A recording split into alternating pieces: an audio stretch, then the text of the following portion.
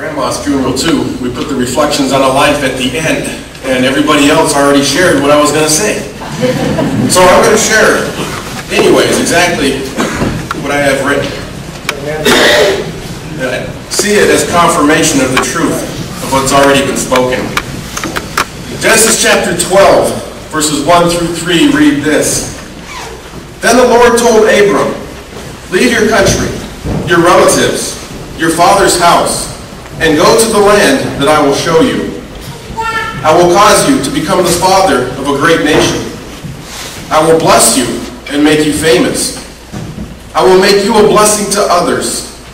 I will bless those who bless you and curse those who curse you. All the families of the earth will be blessed through you." You may find it odd that I begin a reflection on the life of my grandpa Nick Leman with the story of Abraham obeying God's call to leave his native land and go to a foreign country.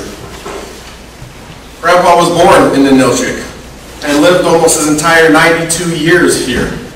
In fact, towards the end, he really didn't even like to travel. So why compare Nick Leman to Abraham? I've asked myself that several times this past week. I said, "God, are you sure you want me to compare Nick to Abraham?" I just couldn't get the story of Abraham out of my mind, and I figured that was God saying, "Yes, James, speak on that." For those unfamiliar with the story of Abraham, in brief, he is considered the father of the Jewish faith. 13 chapters of the first book of the Bible are dedicated to his life. Sunday school songs are sung about him.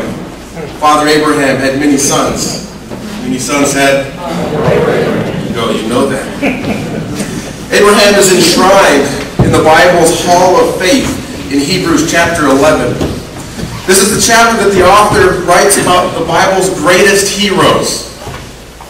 Noah, Joseph, Moses, the men and women that Hollywood make movies out of. And almost a quarter of the verses in that chapter are dedicated to Abraham. Let me read just a couple of them. "It was by faith that Abraham obeyed when God called him to leave home and go to another land that God would give him as his inheritance. He went without knowing where he was going. And even when he reached the land God promised him, he lived there by faith, for he was like a foreigner living in a tent. Abraham did this because he was confidently looking forward to a city with eternal foundations, a city designed and built by God. It was by faith that Sarah, together with Abraham, was able to have a child, even though they were too old and Sarah was barren. Abraham believed that God would keep his promises. And so a whole nation came from one man, Abraham, and who was too old to have any children. A nation with so many people that, like the stars of the sky and the sand on the seashore, there is no way to count them. I would assume that at Abraham's funeral, his sons Isaac and Ishmael sat around and reflected on the life of their dad. I would guess that they thought of the patriarch's life, and when they did, they came up with some pretty good memories. Hey, remember the story of our cousin Lot when he was captured and Dad chased down the invaders and he got him? Remember that? I remember the time Dad told us about God making all those promises, sand on the seashore, stars in the sky, and then your descendants. Remember that? Remember the story of how Dad negotiated with God over how many righteous people it would take not to destroy Sodom and Gomorrah. I'm sure that Abraham's sons and other relatives would have remembered the positive. And they would have looked at each other and said, "You've got that same protective trait that Dad had.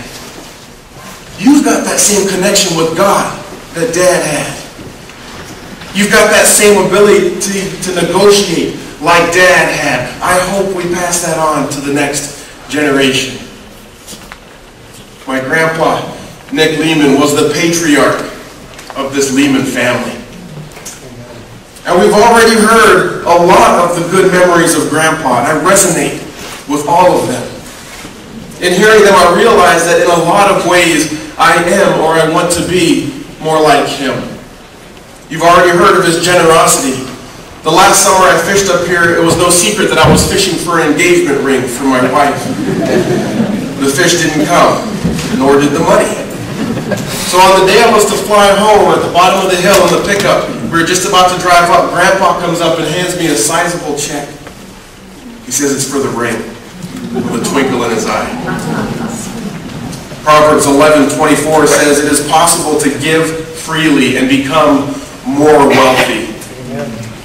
Grandpa did that, and I pray that my sons get that.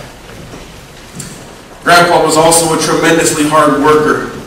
I remember times either on the beach or up at the house where Grandpa always seemed to be working on something. As the Apostle Paul told the church in Thessalonica, "Whoever does not work should not eat." Grandpa exemplified this. My wife tells me I have that same work ethic, and I hope to pass that on to my sons as well. Grandpa was also deeply proud of his heritage. Thank you, Joseph, for stealing this story. He made me sit through that fish trap video countless times. And if I started falling asleep, hey, wake up!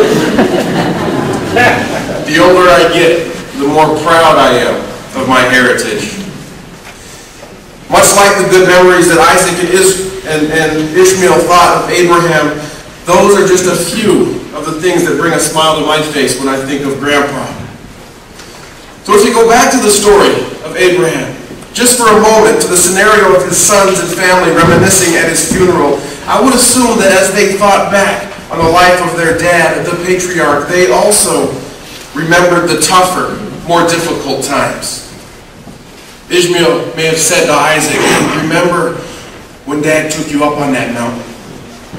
Remember you had to carry the wood and he tied you to that wood and placed you on that altar. Remember he raised that knife. Remember how scared you were." I bet you forever people remember the faith of Dad for that. But will they remember what you felt? Isaac may have then said, "Remember the story Dad told us of how he called Mom his sister instead of his wife? Because he was scared the people in Egypt would kill him." Boy, that wasn't one of his finer moments. The other brother would have said, "Oh yeah, but he didn't learn from that because, several years later he told the same lie again as he went south to the Negev." Wow, Dad wasn't perfect, they may have said to each other. Remember people telling us how hard Dad, Abraham, tried taking God's promises into his own hands instead of waiting for God to fulfill what he said he'd do. I hope we don't pass these traits on to the next generation. I imagine like this scenario, we too could look back on some of the rougher times with Grandpa Nick Leman. Some of you have referenced them. It's no secret that Grandpa had a temper. It didn't always come out in public, but most of you saw it at some point in his life. I remember a time that same summer that I was up here last where I was trying to move a pickup in the driveway of his house. It's kind of a sloped driveway, and at the time I wasn't good at driving stick shift. So I managed to peel out really good and throw rocks all over the place. Grandpa came storming out of the house with a rake, mumbling something about how nobody's going to come visit me with a driveway that looks like this. Sometimes the smallest things could set him off. But I can't throw stones at Grandpa for this. The same blood that got so heated so quickly flowing through his veins flows through mine. Sometimes the smallest things can set me off. I have his same temper. You wouldn't think it, being a pastor-in-law, right? But that's one of the skeletons in my closet. And I hope I don't pass it on to my kids. I think it'd be an understatement to say that Grandpa liked to be in control. He would patrol the beach, the public beach, telling people where they could drive and where they couldn't drive. He'd even move logs at the bottom of the hill so they couldn't get through. He could control a crowd just like he could control a conversation. And I have those same tendencies in me. They're not always good. Those in my immediate family and those in the church that I pastor in Washington have heard me say countless times, I'm a control freak. I want things just the way I want them. So did Grandpa. I learned just the other day another trait of Grandpa's that I never saw But I learned that he was scared to speak in public. He would get weak-kneed and even ask the pastors of his churches not to call on him to pray because he was scared he would stutter and embarrass himself. When my dad told me of that trait, I thought, that's me. That is me. I don't like speaking in public at all. And this has got to be a generational trait because I know others in my family don't like it either. But every time I speak, I get scared. And I speak every Sunday morning. This social anxiety, this fear is something that I don't want to pass on to my kids. But I already see the early signs of it. I realize how much like my grandpa, the Leman patriarch, I am. In both the positive memories and the difficult memories, I praise God for the good in me from Grandpa. And I know that I don't have to bear the burden of the challenges he faced alone. Abby sang a song earlier with the lyrics, "My chains are gone, I've been set free. My God, my Savior, has ransomed me." This man, Nick Leman, is now free from the chains that bound him in this life, and we can be free also. We don't have to wait until we're in a coffin. With the help of Jesus Christ and the community of people he puts us around, we can experience that freedom we sang about right now.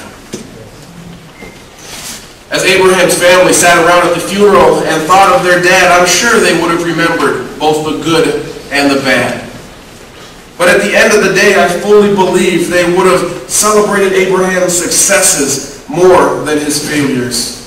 After all, we know he did at least two things great. He loved God, and he left a legacy. He left a family that learned what it meant to follow God. He never knew the impact he would have on this world, both in his time and in the years, decades, centuries, millennia to come. I realize now, my God has said, compare your grandpa to Abraham. Because as I look around this afternoon, I can say that Grandpa did those same two things. He loved the Lord as best as he knew how, and there is a definite legacy being left by Grandpa Nick Leman.